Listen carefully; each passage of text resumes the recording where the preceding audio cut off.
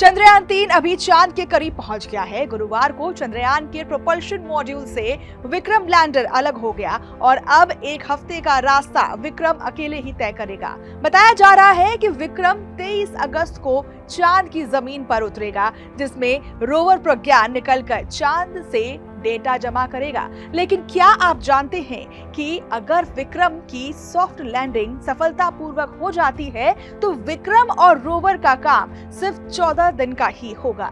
14 दिन तक ही चांद से डेटा आ पाएगा।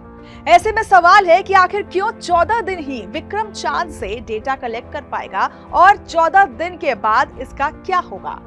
तो जानते हैं कि आखिर 14 दिन की क्या कहानी है और क्यों आने वाले करीब 20 दिन को खास माना जा रहा है।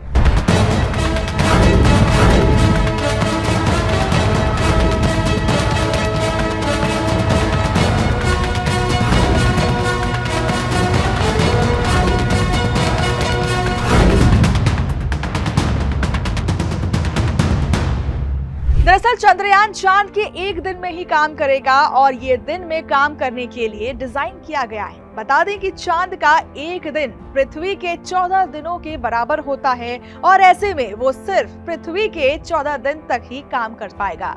कई रिपोर्ट से बताया गया है कि इसके बाद रात में तापमान माइनस से भी काफी ज्यादा कम हो जाता है, जिसके बाद प्रज्ञान सरवाइव नहीं कर पाएगा। हो सकता है कि ये 14 दिन से थोड़ा ज्यादा टाइम भी काम कर सके, लेकिन अभी 14 दिन ही इसकी सीमा मानी गई है।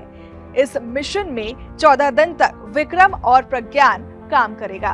वैसे ये 14 दिन रोवर के लैंडर से बाहर निकलने के बाद से काउंट होंगे और इन दिनों के हिसाब से ही इसकी सेटिंग की गई है।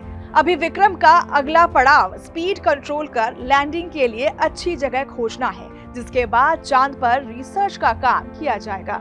प्रोपल्शन मॉड्यूल से लैंडर और रोवर अलग हो गए हैं। लैंडर और रोवर तो अब चांद की लैंडिंग की तैयारी कर रहे हैं, लेकिन अभी प्रोपल्शन मॉड्यूल चांद की कक्षा में घूमता रहेगा। ये कम्युनिकेशन बनाए रखने के लिए चक्कर लगाता रहेगा। इसके साथ ही डेटा कलेक्ट कर जमीन पर भेजता रहेगा। ये पृथ्वी के लिए डेटा कलेक्ट करने का काम लगातार करता रहेगा।